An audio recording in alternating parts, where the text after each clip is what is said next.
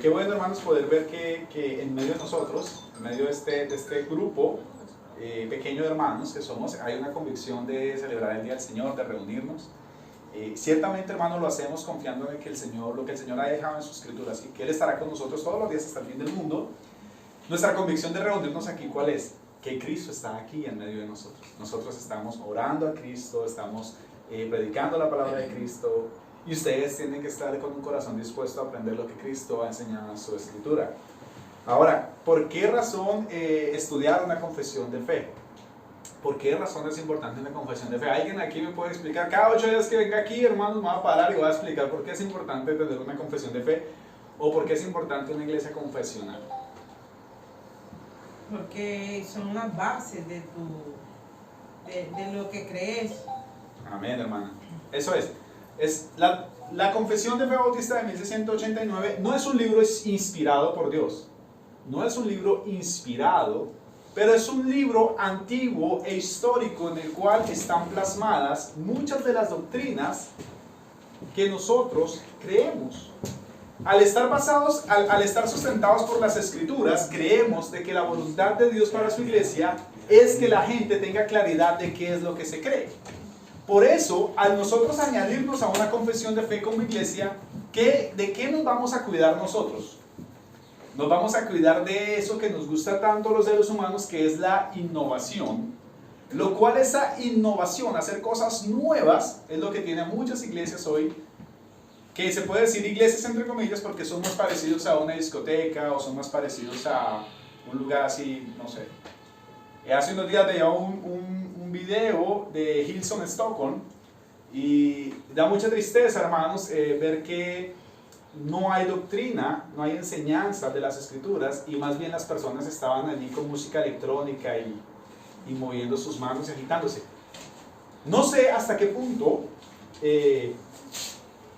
sea esto bueno, hermano. Realmente yo no considero que la voluntad de Dios para adorarle sea con música electrónica y sea con ese desorden. Y no creo, hermanos, que Dios esté allí. No creo que Dios esté acompañando personas que abusan de esa manera del culto que Dios ha designado en las Escrituras. La adoración al Señor debe ser una adoración solemne. Si aquí empezamos a saltar como locos y a poner música como locos, Dios no es exaltado. Ahí está exaltándose las emociones de las personas y la carne de las personas. Oye, ¿quieres ser como el mundo? ¿Quieres ser como el mundo? Vete para el mundo. No vengas a la iglesia, vete para el mundo y danza y haz todas las locuras que hace la gente del mundo. Mientras tanto aquí, hermanos, tenemos la convicción de adorar a Dios conforme a las Escrituras. A las Escrituras. Entonces, una confesión de fe lo que hace es blindarnos del error. Del error. No porque aquí esto sea inspirado por Dios, sino porque ahí está impresa la doctrina. La doctrina. ¿De dónde se saca la doctrina? Que están impresas en las confesiones de fe históricas de las Escrituras. De las Escrituras. Bienvenidos, hermanos. Ahora, hermanos, ¿qué capítulo estudiamos hace 8 días de la confesión de fe? ¿Ustedes tienen confesiones ahí? Por ahí hay unas confesiones, pueden tomarlas. ¿De qué estuvimos hablando nosotros ayer? Sobre todo los niños. Hubieron niños que participaron hace 8 días. ¿De qué estuvimos hablando, Fabiola? De la creación. De la creación, ¿no? De la creación. Es muy interesante, hermanos, que de capítulo número 4, esos hermanos hayan tenido con la intención de hablar de la creación. De la creación. Nosotros decíamos hace 8 días que, por ejemplo, en la época en la que fue escrita esta confesión, en los años 1600, no había una polémica como la que hay hoy respecto a la creación. No existía. ¿Por qué? Porque hoy en día que encontramos gente que es cristiana y que ellos aprueban, por ejemplo, el hecho de que la evolución fue una evolución, de que la creación evolucionó. O sea, ellos no niegan que la creación sea hecha por Dios, sino que ellos más bien creen que sí, que la tierra tiene trillones y trillones y trillones de años, y que entonces los seres humanos como nosotros somos creación de Dios, pero nosotros fuimos producto de una evolución. Lo cual decíamos hace 8 días que tenía graves inconsistencias, entonces al creer que Dios no creó la tierra en 6 días como lo enseña la Escritura. ¿Sí? ¿Y cuál es el respaldo que nosotros encontramos en contra de esta enseñanza de la evolución de la raza o la evolución de la creación? Pues de que si entonces los 6 días no son literales, los 6 días de los cuales el Señor trabajó, hizo la tierra en esos 6 días, la creación, y el séptimo del día, ¿qué hizo? ¿Qué hizo Dios en el séptimo día? Descansó. ¿Por qué creemos entonces que los 6 días de la creación fueron literales 6 días de 24 horas? Porque el Señor después, allí, cuando Moisés baja del monte con los mandamientos, ahí en el mandamiento, en el cuarto, él dice que guardarás el día de reposo. Guardarás el día. Entonces, creemos que si entonces esos días, los 6 días fueron eras completas cada día, entonces el Señor, ¿cómo después les dice a ellos que guarden ese séptimo día? Y eso sigue, eso, hermanos, recordemos que eso está entre los 10 mandamientos, eso está vigente hoy. Guardar el día del Señor. Eso está hoy. O sea, la ley moral, la ley de Moisés, eso no ha pasado, mis hermanos. La ley ceremonial y esto, los sacrificios, sí. Entonces, basados en eso, hermanos, llegamos a la conclusión de que el Dios Trino quiso crear, de que Él creó todas las cosas desde el principio cuando ellos tres vivían en una profunda comunión. Eso lo vimos hace 8 días. Y de que cuando Dios creó todas las cosas, ¿qué dijo Él cuando creó todas las cosas? ¿Qué dijo Dios cuando vio que toda su creación, Él qué dijo? Que era bueno y de una gran manera. Él dijo que era bueno, ¿no? Que era bueno. Él se agradó, dice la Escritura ahí que Él se agradó de su creación. Él se agrada de nosotros. Eso fue básicamente lo que vimos así como en un rango, mirándolo desde una perspectiva general acerca de la creación. Eso fue lo que vimos. Ahora, hoy nos vamos a enfocar en la cumbre de la creación. La cumbre, la cúspide de la creación. ¿Que quiénes fueron esa cúspide de la creación? El hombre. Bien, no, esos hermanos, sabes que me voy a bajar y ustedes se suben. Ya, me bajo y ustedes se suben. Hermanos, hoy nos vamos a enfocar en la cumbre de la creación, en los hombres, en nosotros, cómo Dios nos creó. Leamos el párrafo número 2, hoy vamos a estar considerando el párrafo 2 y el párrafo 3 para terminar este capítulo de la creación. Párrafo número 2 dice: después que Dios hubo creado todas las demás criaturas, creó al hombre, varón y hembra, con almas racionales e inmortales, haciéndolos aptos para la vida con Dios, para la cual fueron creados, siendo hechos a imagen de Dios en conocimiento, justicia y santidad de la verdad, teniendo la ley de Dios escrita en sus corazones y el poder para cumplirla. Y sin embargo, con la posibilidad de transgredirla por haber sido dejados a la libertad de su propia voluntad, que era mutable. Leamos el segundo fragmento. Dice, perdón, hermanos, el párrafo número 3. Además de la ley escrita en sus corazones, recibieron un mandato de no comer del árbol del conocimiento del bien y del mal, y mientras lo guardaron, fueron felices en su comunión con Dios y tuvieron dominio sobre las criaturas. Amén. Wow, hermanos, eso es muy importante hoy lo que vamos a tratar. Y hoy vamos a, quiero que sea muy participativo, porque todos nosotros venimos, yo creo que la gran mayoría de nosotros, incluso yo, hermanos, lo acepto, estudiando uno aprende mucho, hermanos, y hoy vamos a definir un punto muy, digamos, controversial, que más o menos el 90-95% de la cristiandad cree de esta manera, pero vamos a definirlo hoy, no lo que nosotros creamos o lo que nosotros hayamos aprendido, sino lo que la Escritura, lo que los textos de las Escrituras nos enseñan. Amén. Dice que Dios, después de que Dios creó todas las cosas, dice que Dios creó al hombre, ¿no? ¿Y cómo lo creó? A imagen de Dios lo creó. Varón y hembra, ¿sí? Esto es muy importante, hermanos, en una sociedad como la que vivimos hoy, porque hoy en día hay más de no sé cuántos miles de géneros.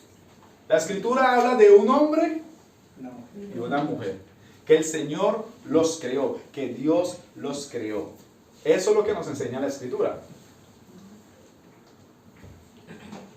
Y lo más importante que nos enseña la Escritura es de que dice que los creó a su imagen. A su imagen. Una pregunta para empezar, hermanos. vamos a estar hablando de qué estamos compuestos nosotros los hombres. ¿De qué estamos compuestos? Vamos a estar hablando acerca de esto, pero yo no voy a entrarme a profundidad en esto porque en el capítulo 31 de esta confesión hablan acerca del estado intermedio. Y habla acerca de qué es lo que pasa después de la muerte, qué es lo que pasa. ¿Sí? Los hermanos de esta confesión en el capítulo 31 explican claramente qué es lo que pasa después de que morimos. ¿Sí? Ahora, ¿de qué estamos compuestos los hombres? Cuerpo, alma y espíritu. Bien, hermana. Cuerpo, alma y espíritu. Bueno, hermanos, hay dos posiciones respecto a la composición de los hombres. Hay unos históricos, ortodoxos, que dicen que los hombres están compuestos de alma y de cuerpo. Y de cuerpo. Hay otros que es una postura mucho más moderna que se dice, no, los hombres están compuestos de alma, de cuerpo y de espíritu. Hay dos textos en la escritura donde se habla de alma y de cuerpo, de alma y espíritu, ¿sí? La primera posición se llama dicotomía. ¿Qué significa la dicotomía? La dicotomía significa que los hombres están compuestos únicamente de alma y de cuerpo. Y que en el estado de la muerte, ese cuerpo cae a tierra, se descompone y esa alma va a la eternidad. Porque las almas, recordemos que las almas son eternas. Eternas. Hay eternidad en cada alma. Cada persona tiene un alma y esa alma es eterna. Nunca ha de morir. Nunca ha de morir, nunca ha de desaparecer. Ahora, la tricotomía es la que consiste en que el hombre está compuesto de un cuerpo, de una alma, que esa alma se puede contaminar, y que hay un espíritu, está compuesto también de un espíritu, que ese espíritu nunca se va a contaminar y que ese espíritu es contrario a la carne. Y es contrario y no se puede contaminar nunca. Ahora, los griegos, hermanos, para los griegos, la carne significaba algo inmundo, que nunca podía tener relación con el alma. Todo lo que hagamos con nuestras carnes es inmundo, pero las almas son puras. La versión de las escrituras, lo que las escrituras nos muestran constantemente, es de que Dios creó a los hombres con cuerpo y con alma, y estas dos trabajan entre sí, están en un conjunto. En ninguna manera están separadas las unas de las otras, como quien dice, no, la carne es apestosa, es horrible, pero el alma no. De cierta manera entonces sería imposible habitar en un cuerpo, que somos nosotros, que tenemos un cuerpo y nuestra alma al mismo tiempo. Mientras usted está aquí sentado, aquí está su cuerpo y está su alma. Si su alma parte de usted, usted inmediatamente deja de vivir. Deja de vivir. Primera de Génesis 1:27. Génesis. Sí. Primera de Génesis 1:27. Vamos a estar hablando acerca de cómo el Señor, de la creación, y vamos a estar tocando bien este punto acerca de cómo estamos compuestos los hombres. Dice, y creó Dios al hombre a su imagen, a imagen de Dios lo creó, varón y hembra los creó. Ahí en ese mismo Génesis, pero en el capítulo 2:7 dice, entonces Jehová Dios formó al hombre del polvo de la tierra y sopló en su nariz aliento de vida, y fue el hombre un ser viviente. Hay una inconsistencia muy seria, hermanos, en cuanto a la enseñanza tricotomita, y es de que si los hombres estamos compuestos de tres partes, de un cuerpo, de un espíritu y de un alma, supondría que cada una de estas tres cosas tendría que tener un lugar a donde ir. ¿Es verdad? Si estamos compuestos de alma, de cuerpo, de espíritu, al momento de nosotros morir, estas tres cosas de las cuales estamos compuestas, ha de tener que ir a algún lugar, ¿no? El cuerpo, a la tierra de donde salió el polvo, porque recordemos que ahí lo que leímos ahora, que Dios creó al hombre ¿de dónde? Del polvo. Y que sopló aliento de vida en él. Ahora, ¿a dónde? El alma sería el cielo. ¿A dónde se va el espíritu? A Dios. No, el alma dice que se va al cielo. ¿Dónde se va el espíritu? Esa es la dificultad que tiene esta enseñanza respecto si estamos compuestos de tres cosas, ¿a dónde se va esa tercera parte? Pero la Biblia dice que el espíritu va a Dios de donde es. Ya. Ahora vamos a ver. Históricamente, hermano, se ha hablado siempre de que el espíritu y el alma tienen un mismo significado. Hay textos en la escritura donde se habla, busquemos ya les buscamos el texto, hermanos.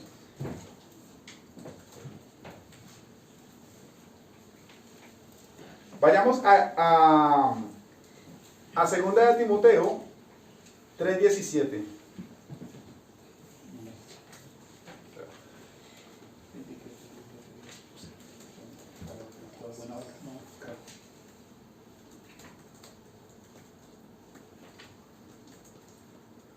Y vayamos a Hebreos 4:12. Vayamos a Timoteo 3:17. Y vayamos a Hebreos 4:12. Leamos Hebreos 4:12 primero. Aquí, hermanos, aparece la palabra alma y espíritu en el mismo texto. La palabra alma y espíritu. Dice, porque la palabra de Dios, refiriéndose a las escrituras, es viva y eficaz y más cortante que toda espada de dos filos, y penetra hasta partir el alma y el espíritu, las coyunturas y los tuétanos, y discierne de los pensamientos y las intenciones del corazón. Punto. Hebreos 4:12 es uno de los puntos que utilizan las personas que creen en la composición de que los hombres están compuestos de tres partes, para decir, sí, el alma es diferente al espíritu y hay un cuerpo. Hay un cuerpo, hay un alma y un espíritu. Lo que sucede, hermanos, es que en este texto el apóstol Pablo no está afirmando que existe solamente, que existe un cuerpo y que existe el alma y que existe un espíritu, sino que él está utilizando un estilo literario para hablar acerca de cuán profundo, cuán poderosa es la palabra de Dios, cuán poderosas son las escrituras, que pueden ir al alma, que pueden ir al espíritu. Pero no está afirmando en sí la doctrina de cómo están compuestos los hombres. No está afirmando no está hablando de cómo están compuestos los hombres, sino que más bien está utilizando un género literario, usando para decir, yo estoy alegre, pero cuando yo digo, por ejemplo, yo estoy alegre, pero también estoy sumergido en felicidad. ¿Qué estoy queriendo decir? Estoy tratando de profundizar mucho más una idea en ustedes. Históricamente, hermanos, los eruditos históricos, incluso modernos, hermanos, ninguno de ellos afirma ser tricotomita. Aunque es una doctrina que ha entrado en la iglesia en los últimos años y que mayormente, hermanos, casi el 90% de los creyentes creen que el cuerpo está compuesto en tres diferentes partes. Aunque para las escrituras su significado entre alma y espíritu son exactamente el mismo. Los seres humanos solamente estamos compuestos de dos cosas: alma, cuerpo, llámele espíritu y cuerpo. Aunque la escritura en muchas ocasiones descansó su alma, dice, en muchas partes dice descansó su espíritu o partió su espíritu. Pero se está refiriendo a la misma cosa. Se está refiriendo a la misma cosa. Mateo 10:28. Y no temáis a los que matan el cuerpo, mas el alma no pueden matar. Temed más bien a aquel que puede destruir el alma y el cuerpo en el infierno. ¿De qué nos está hablando ahí el Señor Jesús en esta enseñanza? ¿Cuántas composiciones tiene la persona ahí según las palabras del Señor Jesús? Dos. Ahora, muchas personas utilizan este texto para decir, no, Satanás es el que destruye el cuerpo y el alma y tal, tal. No, es el Señor, el mismo creador del alma y del cuerpo nuestro, es el que puede destruirlo y enviarlo al infierno. Hay palabras, hermanos, que significan exactamente lo mismo, pero en su lenguaje, cuando Pablo está argumentando, no, y penetra el alma, y penetra el espíritu. Él no se está refiriendo a que hay a que hay componentes extras en el hombre, sino más bien está profundizando esa idea, está yendo más profundo. Estoy diciendo como, yo estuve supremamente airado y me supo amargo y me dolió. Entonces uno utiliza sus géneros literarios para profundizar muchas ideas. Por ejemplo, cuando escribimos ensayos o cosas similares, cuando estudiamos español, o sueco igualmente. Mira lo que dice, por ejemplo, Eclesiastés 12:7, hablando de vanidad de vanidades. Él dice, y el polvo vuelve a la tierra. Él está hablando a este pueblo y les está hablando de que se vuelvan de sus pecados, de que se vuelvan de su mala manera de vivir, de que busquen a Dios, porque si no el Señor va a traer su juicio. Y Él les está diciendo, y el polvo vuelve a la tierra como era. ¿A qué se está refiriendo? A nosotros, los humanos, el cuerpo. Todos aquí, hermanos, todos, sin excepción de alguno, va a volver al polvo. Encontremos personas de hace 300, 400 años. ¿Dónde están? Ya ni sus esqueletos están. Ya ni sus esqueletos están. Se han convertido en polvo. Recordemos, por ejemplo, cuando sacan a los familiares nuestros que han fallecido de sus ataúdes, obviamente los que entierran en cuerpo completo. Nosotros, ¿cómo los encontramos cuando vamos 5 o 6 años después? ¿Qué encontramos ahí? Encontramos unos huesitos, ¿verdad? ¿Qué hacen esas personas que lo guardan en una cajita más pequeña? ¿Qué es lo que les toca hacer muchas veces? Desarmarlos, muchas veces hasta darle golpes para poderlos empacar. ¿Qué va a pasar con esos huesitos guardados en cientos de años? Polvo. Se van a desintegrar. Ahí está hablando Eclesiastés. El polvo vuelve a la tierra como era y el espíritu vuelve a Dios que lo dio. ¿Por qué Eclesiastés no nombra el alma? ¿Dónde quedó el alma? O sea, ¿que el alma no volvió? No. Están hablando exactamente de las dos mismas cosas. Alma y espíritu son exactamente lo mismo. Tenemos alma, sí, y tenemos un cuerpo. Tenemos espíritu, sí, tenemos un cuerpo. La palabra alma y espíritu, hermanos, están totalmente relacionadas en las escrituras. Con Daniel, y en las traducciones, ¿por qué no ponen, o sea, las traducciones, digamos, cuando tradujeron? O sea, existen dos palabras diferentes, una para alma y una para espíritu. Es lo que entiendo. Sí, pero por eso, lo que estamos hablando, hermanos, es de que muchas veces los escritores los escribieron las escrituras, ¿sí? Inspirados por Dios, lógicamente, porque lo creemos así. Lo que querían era ser más enfáticos, profundizar mucho más en eso. Por ejemplo, cuando Pablo escribe acerca del poder que tiene la palabra de Dios, él por eso estaba diciendo, y penetra, y va hasta el espíritu, y penetra el alma, y hace esto, y hace lo otro. Él está profundizando. Él no está diciendo, bueno, con el alma, la palabra con el alma la penetra de esta forma, pero con el espíritu la penetra de otra forma. No. Está lo que hace enfatizando algo para que sus lectores queden convencidos del poder que tiene Dios y del poder que es su palabra.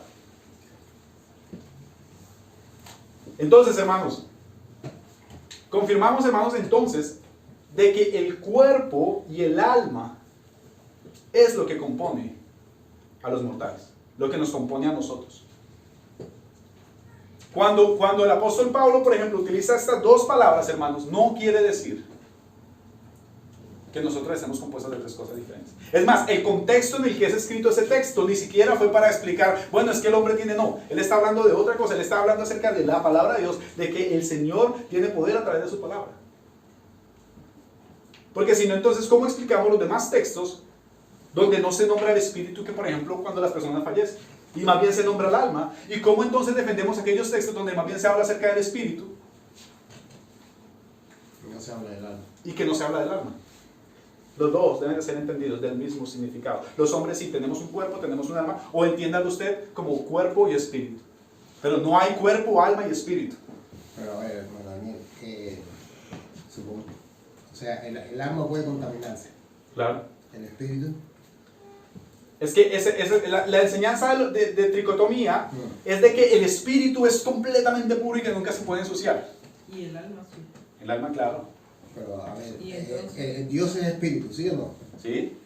Entonces, ¿cómo se comunica Dios con nosotros? A través del espíritu, no Sí, a través del alma. A través de su espíritu. Claro. Dios espíritu. Pero o sea, la idea que quiero decir es que si el alma no puede comunicarse con Dios, ¿sí o no? porque Dios es espíritu, o sea, Dios tiene que comunicarse con nosotros a través del espíritu. ¿O me Dios, equivoco? o sea, aquí por ejemplo en esta Sí. mañana, ¿qué está aquí? El Espíritu de Dios. Claro. ¿Por qué? Estamos hablando de sus escrituras, estamos orando y se reúne gente que cree en Él. ¿Sí? Dios Espíritu está aquí, esa es la convicción que tenemos. ¿Cómo se comunica Él a través de nosotros? A través de su Espíritu. Pero por Él ejemplo, sacia mi alma, Él salva mi alma. Tú tienes un cuerpo y un alma. ya. Tú tienes una vida espiritual. Tú tienes una vida en tu espíritu. Tu espíritu no está apartado. Tú has venido a Cristo. ¿Sí? La influencia de Él sobre ti te hace creer y escuchar su voz. Tú estás aquí porque tú escuchas la voz de Dios. Pero eso no quiere decir que tú tengas un alma, un espíritu. Pero lo que te digo que a ver, si el alma son, digamos que es el espíritu, ¿no? Que los dos están unidos. Entonces, ¿cómo decirte? ¿Cómo el espíritu del Señor tiene que, para alguna manera, tiene que haber un lenguaje para comunicarse con nosotros? Hermanos, ¿puedo acotar Sí, claro, un poquito? Lo que el hermano está tratando de decir es lo siguiente. Por ejemplo, nosotros veíamos la semana pasada, es más, un versículo que a mí me llamó mucho la atención y dice, entonces, les digo, Mateo 26, 38, dice, entonces les dijo, o sea, el Señor Jesús, mi alma está afligida hasta el punto de la muerte, quedaos aquí y velad. O sea, ¿qué estaba afligido? Dice, El alma. el alma del Señor Jesús. Ahora, cuando nosotros vemos los frutos del ¿qué? Espíritu. ¿Del alma Del espíritu. santa? No, es del Espíritu Santo. Del Espíritu Santo de Dios. De Espíritu Santo son esos frutos a los cuales nosotros podemos expresar en nuestro espíritu. Cuando nosotros decimos, wow, mi espíritu está alabando al Señor, estoy alabando al Señor en espíritu y en verdad. Esos frutos son producidos por el Espíritu Santo y se manifiestan en nuestro espíritu o nuestra alma. Ahora el Señor Jesús estaba expresando que Él estaba afligido, que es un sentimiento Claro. espiritual, por decirlo así. Pero el Señor Jesús dice, mi alma está afligida. Podía bien haber dicho, mi espíritu está afligido. Claro. O sea, y da la misma sensación. Pero- Cuando nosotros pero entendemos... la idea es, hermano Roberto, que, o sea, ahí se está especificando algo, o sea, mi alma está afligida, me está diciendo Ya. mi espíritu está afligido, me entiendo que te No, Exacto. pero tiene el mismo significado. Pero hermano, o sea, la idea es la siguiente. O sea, si el Señor Jesús hubiese dicho, mi espíritu está afligido, hubiésemos entendido de la misma manera que cuando Él dice, mi alma está afligida. O sea, entendemos. Sí, yo entiendo, si el pero Señor lo que te Jesús- digo, si estamos hablando de dos cosas diferentes, o sea, No, lo que te quiero No, o decir, sea, alma y espíritu, según Ya. las escrituras, alma y espíritu son lo mismo. Ya, pero te según digo, las pero escrituras. lo que tiene un poco de, o sea, que no está... ¿Por qué los textos los citan? ¿Por qué, por ejemplo, Claro, en porque Hebreos, en porque un cierto cita alma, en otros textos te cita espíritu. se cita espíritu? Sí, pero se está refiriendo a exactamente lo mismo. O sea, que utilicen diferentes palabras no significa que dé por hecho la doctrina de que no, si nosotros estamos compuestos de tres partes, porque si estamos compuestos de tres partes, vuelvo y lanzo la pregunta, ¿a dónde se va la tercera parte, que es según eso el espíritu, si no es lo mismo que el alma? Se van juntas, porque son iguales. Porque es lo mismo.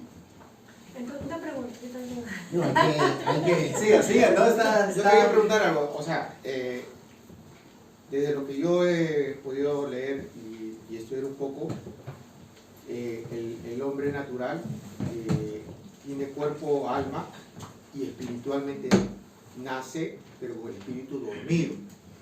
De ahí la diferencia del cristiano y del no cristiano, del que discierne la palabra de Dios y el que no la discierne.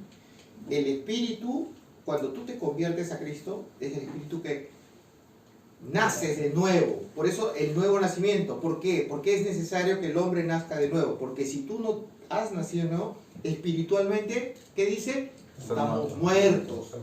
Estamos muertos. ¿Y el estar muerto qué significa? Las cosas espirituales que dice la Biblia, ¿cómo se disciernen? a través del espíritu. No se discierne a través del alma, se discierne a través del espíritu. Y el espíritu que mora en el creyente es el que hace que podamos tener esa comunión con Dios. Pero una persona que no lee la Biblia, que no estudia la palabra, esto que estamos hablando es chino. Claro. Somos locos para una persona que no entiende las escrituras. Nosotros que la entendemos y que podemos entrar en un nivel de que si es espiritual o es alma, Sí. que no quiero tampoco causar polémica, no quiero ser No, tropiezo. No, pero Pero yo lo que bien, quiero está es decir, bien. mi postura, y perdone si de repente no piensan así, ¿no? Un niño, que acá hay niños, espiritualmente ellos están despiertos espiritualmente, han nacido, el Espíritu de Dios en ellos los lleva a poder orar. A ver un niñito que nunca su padre le ha enseñado, se va. Igual un ser humano. Ahora, yo comparto en parte lo que dice y también en parte comparto, pero lo que yo creo que en la palabra de Dios hay parte donde dice, ¿no? Las obras del Espíritu, el fruto del Espíritu Santo, ¿no? Amor, gozo, paz, paciencia, benignidad, bondad, fe, mansedumbre, templanza, los 9. Todos los frutos del Espíritu Santo brotan de un hombre que ha nacido de nuevo, porque esa es la evidencia de ¿qué?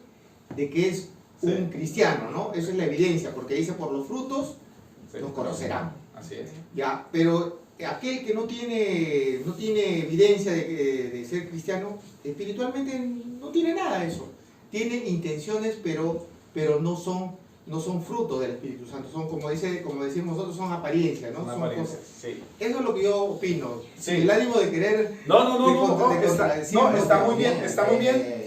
Está muy bien. No somos robots, tenemos un... Está muy bien, no, está ya. muy bien. Y aparte, o sea, está muy bien y sabemos que es un tema que choca bastante porque, digamos, hemos sido enseñados de esta manera, sí, hemos sido enseñados durante muchos años, pero es importante no solamente mirar nuestra perspectiva, sino mirar lo que la Escritura dice, ¿sí? Lo que la Escritura dice. Porque, digámoslo de esa manera, o sea, el Señor cuando muere en la cruz, Él muere por salvar, ¿qué? Pecadores, Pecadores. ¿Y qué salva? almas. Almas, ¿verdad? Sí. Cuando nos referimos a los frutos del Espíritu, son esos frutos que el Espíritu de Dios permite transformándome en un nuevo creyente que yo pueda tener como persona. ¿Sí? No mi espíritu, no mi alma, no. Es el fruto de lo que yo puedo tener por ser redimido, por ser perdonado, por el poder de Dios. Cuando por ejemplo decimos, bueno, este es el fruto del Espíritu, es el fruto de una comunión con Dios. No es mi propio espíritu. Alma y espíritu, hermanos, en las Escrituras son exactamente lo mismo. Pero ¿sabe qué, hermanos? Para no profundizar en esto, esto lo vamos a ver en el capítulo 31. En el capítulo 31. Hermana Diana quería decir algo. Hermana Diana. Era algo parecido a lo de Carlos, pero entiendo ambas posturas. Pero también creo que a veces hay misterios que el Señor... Sí, Sí, perfecto. porque yo también, bueno, lo que yo pensaba y lo que hemos aprendido era de que de las tres formas, Tricotomía, sí. pero también entendía de que el cuerpo y alma, y cuando uno acepta al Señor, viene el Espíritu de Dios. Ya. Eso, ¿no? Entonces, pero sí también entiendo que cuando uno muere, para mí es como que los dos se unen y se van. Se van, ya. Sí, Ya. O sea, sí. Algo chiquito más para terminar, hermanos. El primer mandamiento, por ejemplo, en el Nuevo Testamento dice, amarás al Señor con todo tu corazón, con toda tu mente y con toda tu alma. O sea, es de donde sale ese sentimiento de amor para con Dios. Ahora, hay otro versículo que dice, porque Dios busca adoradores que le adoren en espíritu y en verdad. O sea, y ahí nos da el mismo ejemplo de que estas cosas salen del interior de la persona, llámese alma o llámese espíritu, es la misma cosa que sale como expresión para Dios. Tanto el amor como la alabanza basada en la obra de Dios en nuestras vidas. Por eso, o sea, dice, amarás al Señor con todo tu corazón, con toda tu mente y con toda tu alma. Amén. Podría decir con todo tu espíritu y también sería entendible. También lo podríamos entender de la misma manera, no cambiaría el sentido de lo que Dios está pidiendo para el ser humano. Y cuando dice que Dios busca adoradores en espíritu y en verdad, o hablaría en vez del espíritu, pusiera alma y verdad, O sea, igual lo entenderíamos, el mismo sentido no cambiaría de ninguna manera. Y es por eso que el hermano está hablando de que realmente cuando en ciertas partes se refiere a alma y se refiere a espíritu, está de la misma manera expresado. Ahora hay versículos que hablan acerca del corazón, pero justamente son de los pensamientos que está hablando. Hay versículos que hablan de la fe, pero no está hablando de la misma situación en cuestión a fe. Entonces, eso es un poquito lo que tendríamos que entender. Sí, digamos que este punto, hermanos, no es el punto central de la creación. Esto lo vamos a tocar en el capítulo 31, pero más adelante, si quieren, hermanos, podemos seguirlo mirando y seguir debatiéndolo, ¿sí? Pero no conforme a nuestras propias posturas, sino conforme a la Escritura. Porque como les digo, hermanos, o sea, aunque sí muchos creamos en que estamos compuestos de 3 partes, ¿sí? Ciertamente hay una cuestión hay una pregunta ahí que surge, es ¿qué pasa con esa tercera parte? Porque la Escritura dice que el alma se va al cielo y que el cuerpo queda aquí en tierra y se convierte en polvo. ¿A dónde se va la tercera parte? Si son cosas diferentes, si el alma y el espíritu son completamente ajenas, entonces, ¿dónde se va ese espíritu? Si alma y espíritu no significan lo mismo. ¿Sí? Pero para continuar, hermanos, continuemos con la segunda parte del párrafo. Dice, siendo hechos a imagen de Dios en conocimiento, justicia y santidad de la verdad. De la verdad. Recordemos, hermanos, que la imagen, fuimos creados a la imagen de Dios. Y eso es algo muy complicado también de poder entender hoy en día. ¿Por qué? Porque si yo veo a la gente hoy como es, si yo voy afuera y veo a un tipo asesinando a otro, si yo veo a una persona robando a otro, veo a un abusador, ¿cómo hago para entender este texto que dice que fuimos creados a la imagen de Dios? Y hay una gran polémica teológica a raíz de esto. ¿Cómo somos nosotros imagen de Dios siendo como nosotros somos? ¿Será que nosotros tenemos esa misma imagen de Dios que el Señor le dio a Adán y Eva en el Edén? ¿O será que eso ha cambiado? Ha cambiado, por supuesto. ¿Ustedes creen, hermanos, que eso ha cambiado, se ha deteriorado? ¿O creen ustedes que seguimos siendo imagen de Dios como lo fueron nuestros padres Adán y Eva? Seguimos siendo imagen de Dios, pero el pecado es lo que ha distorsionado nuestra semejanza, nuestras acciones. Es como una imagen en HD y sin HD. Ahora ya está muy pixelada. Pincelado, ¿no? Es así, hermanos. Así es, está muy correcto, hermano Carlos. El hombre, dijo el Señor en Génesis 1, 26, 27, entonces dijo Dios, hagamos al hombre, están hablando de las 3 personas de la Trinidad, ahí, Dios Trino, hagamos el hombre a nuestra imagen conforme a nuestra semejanza y señoree en los peces del mar, en las aves de los cielos, en las bestias, en toda la tierra y en todo animal que se arrastra sobre la tierra. Y creó Dios al hombre a su imagen, a imagen de Dios lo creó. Varón y hembra los creó. Y los bendijo Dios, dice la Escritura, y les dijo, fructificad, multiplicaos y llenad la tierra y sojuzgadla, y señorad en los peces del mar, en las aves de los cielos y en todas las bestias que se mueven sobre la tierra. Amén. Hermanos, la imagen y semejanza con la que fueron creados Adán y Eva está completamente distorsionada hoy. Está completamente distorsionada. Los hombres, lo que nosotros vemos de los hombres, fue muy diferente a lo que sucedió en el Edén en un principio antes de la caída.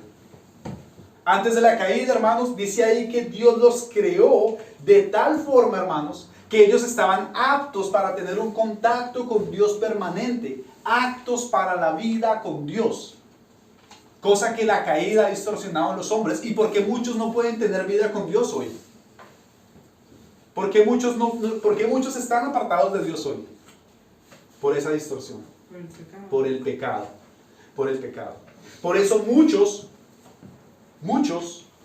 somos distorsionados. Ahora, la gran bendición de este segundo Adán, que nos reconcilia con el Padre, ¿qué hace Él a través del poder de su Espíritu? Nos va regenerando a esa imagen perdida, a esa semejanza perdida de Dios. A esa semejanza perdida de Dios. Muchos dicen, no, nos creó a semejanza a Dios porque podemos tener contacto con otros o podemos amar a otros a pesar de estar caídos. Puede que sea así. Hay diferentes posturas, hermanos. Pero lo que sí debemos tener en claro es que de alguna manera, según la Escritura lo afirma, nosotros somos semejanza de Él. Aunque esa imagen se haya distorsionado por completo, esa imagen se regenera y nos vamos acercando otra vez a esa imagen a través de creer en el Señor Jesucristo. Vamos acercándonos allí, a esta imagen del Señor Jesucristo. En Génesis 9:6, ya los hombres han caído, ya los hombres han pecado. El Señor Jesús anuncia una ley, la pena de muerte. En la modernidad nosotros hablamos de pena de muerte y la gente dice, ese hermano, falta de amor de ese hermano. ¿Qué falta de amor? Voy a leer las palabras de amorosas de Dios. Génesis 9:6. El que derrame sangre de hombre, por el hombre su sangre será derramada. Porque a imagen de Dios es hecho el hombre. ¿Qué está diciendo el Señor ahí? Que aquellos que matan a otros deben también pagar con su propia vida la muerte de esas personas. ¿Por qué? Ahí está muy claro dicho el texto. Porque a imagen de Dios es hecho el hombre. Es hecho el hombre. ¿Sabes qué? Estás matando a una persona que es semejante a Dios. Que fue hecha por Dios, es que es semejante a Él. Por eso, si haces esto, debes pagar con tu propia vida lo que haces. Ahora muchos se escandalizan, no, pero esos hermanos faltos de amor. Hay países, por ejemplo en Estados Unidos, tengo entendido de que muchos estados tienen legalizado la pena de muerte. ¿Se les está negando el evangelio y que vengan a creer a Cristo? No, se les comparte el evangelio. Es más, es permitido que vayan pastores, prediquen, oren con ellos un tiempo antes de que sean ejecutados. ¿Puede el Señor perdonar en el último momento? Sí, ¿no es cierto? Sí. El Señor puede perdonar. ¿Qué pasa entonces? ¿Por qué entonces estas leyes tan duras? Bueno, hermano, el hombre cometió un pecado y hay unas leyes terrenales que hay que cumplir, ¿verdad? Hermano, Dios le perdona ese pecado, pero hay una ley terrenal que hay que cumplir y esa ley también es aprobada por Dios, así que hay que ejecutar. Son las consecuencias. Son consecuencias del pecado, así es, hermano. Usted está pecando hoy contra Dios, nadie lo está viendo, ¿verdad? Nadie lo está viendo usted cuando está pecando, pero ese pecado, aunque nadie lo vea, tiene una consecuencia en usted. Tiene una consecuencia. Y entonces, aún hermanos, los hombres caídos, como lo habla el texto de Génesis 9:6, el Señor prohibió que se matara. ¿Por qué? Porque están matando personas que están hechas a la imagen de Dios. Hablando acerca de aquel texto que nos citó nuestro hermano de Colosenses, de vestidos de nuevas vestiduras. ¿Se acuerdan que ese texto lo explicó nuestro hermano hace unos días? Es básicamente eso, hermanos. Ahora, en nuestro Señor Jesucristo, creyendo en Él y por su poder, nosotros podemos despojarnos de esos trapos sucios de inmundicia, de esa distorsión tan horrible del pecado, que no nos permite asemejarnos más a Dios, y entonces ahora nos vestimos de un nuevo hombre, que creado según Dios en la justicia y santidad de la verdad. ¿Qué es lo que entonces nos hace acercarnos a esa semejanza a Dios que antes perdimos por la caída? Esa comunión con Cristo. Esa comunión con Cristo. Nos parecemos más a Cristo. Y si nos parecemos más a Cristo, entonces ¿a quién nos estamos haciendo más semejantes? Dios. ¿Quién es Cristo? Dios hombre, ¿no? Dios. Una vez, hermano, yo escuché, alguien me comentó cuando hablábamos acerca de la elección, de la soberanía de Dios, del decreto de Dios. Una vez alguien me dijo, no, Daniel, no, yo no puedo creer eso que ustedes están enseñando. No, yo no puedo tolerar esto. Yo le dije, ¿pero por qué? Me dice, no, porque es que usted me está diciendo que entonces Dios elige. ¿Qué pasó con el indiecito que estaba allá en la selva amazónica de Colombia que no le llegó el evangelio? ¿Qué pasó con él? No tuvo chance, me decía la persona. Yo le decía a él, quienes sabiéndote, yo le leía a él Romanos 12:12, porque todos los que sin ley han pecado, sin ley también perecerán. Amén. Porque la Escritura dice que todas las personas, imagínense hermanos, es algo bien curioso, todas las culturas, que antes de que llegara el cristianismo a América, todas las culturas sabían que matar estaba mal. Tienen su ley moral. Tenían una ley moral. Todos sabían que cogerlo de los otros era mal. Sí, creían, los incas también tenían su ley moral. Mayuya, Maquilla. ¿Por qué? Porque dentro de ellos había algo que les decía, Su está mal, conciencia. está mal. ¿Y quién hizo eso en ellos? La palabra del Señor cuando nos creó. Cuando los creó. Puso Ellos sabían que ir a matar a otro estaba mal, ¿no? ¿Por qué? Sí. Porque ellos mismos son ley. ¿Y cuál es esa ley? La ley que ellos tienen aquí Ese corazón. Dice el apóstol Pablo refiriéndose a los gentiles, dice, porque cuando los gentiles que no tienen la ley hacen por naturaleza lo que es de la ley, estos, aunque no tengan ley, son ley para sí mismos, mostrando la obra de la ley escrita en sus corazones, dando testimonio a su conciencia y acusándoles o defendiéndoles sus razonamientos. Es decir, hermanos, que cuando los hombres fueron creados ahí, dice que ellos tenían la ley escrita en sus corazones. Adán y Eva tenían esa ley escrita en sus corazones. ¿Y saben qué tenían ellos también? El poder para cumplirla. El poder para cumplirla. Sin embargo, ahí en la última parte dice que ese poder que ellos tenían era mutable. Era mutable. Que ellos podían cambiar. Que ellos tenían la capacidad para cumplir todas las ordenanzas de Dios, pero que ellos podían cambiar, ellos podían descarriarse. Y eso fue exactamente lo que los hombres hicieron. Porque ellos fueron dejados a la libertad de su propia voluntad. Y la voluntad fue pecar. Y pecaron contra Dios y caímos. Y ahí viene entonces toda este desorden que vemos por mundo. Este mundo donde hay demasiado sufrimiento y pena. Estos hombres, hermanos, tenían la capacidad de cumplir la ley de Dios. Cumplir la ley de Dios. Que básicamente, hermanos, lo que hemos visto es que Dios nos creó a nosotros los hombres y nosotros somos la cúspide de la creación. Y que Dios nos creó con almas racionales e inmortales. Y que cuando los hombres fueron creados allí en el Edén, fueron creados y eran aptos completamente para vivir, cohabitar con Dios para siempre. Que Dios nos creó a nosotros a su imagen.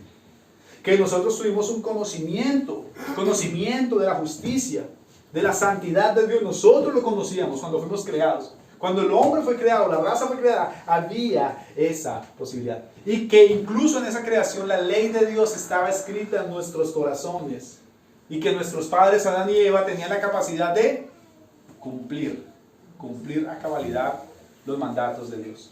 Pero que al ser dejados bajo su propia libertad, cayeron.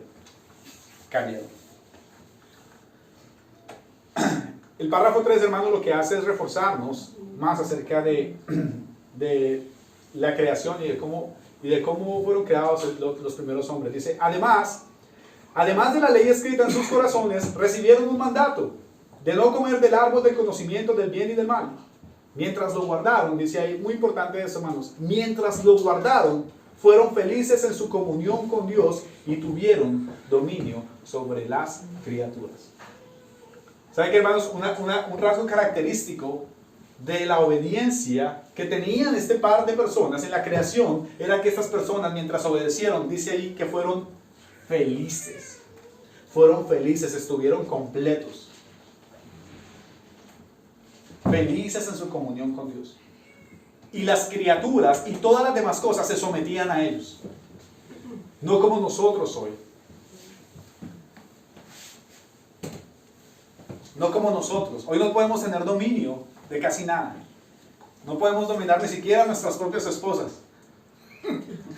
Eso sí es difícil, hermanos. Es broma, hermanos. Pero la verdad, hermanos, es que la consecuencia del pecado es muy grande, hermanos. Lastimosamente nosotros no podemos ver el mundo como lo vio Adán y como lo vio Eva. Nosotros al haber crecido ya aquí después de la caída, para nosotros imaginarnos cómo fue la vida allí, la felicidad de esos hombres, el contacto de esos hombres con Dios, fue algo increíble. Pero damos gracias al Señor por su sacrificio, que ese sacrificio nos permite acercarnos a Él y tener una comunión con Él. Y de esa manera, hermanos, la marca de la caída ir siendo borrada de nosotros al vestirnos de estos nuevos ropajes en Cristo Jesús. Amén, hermanos.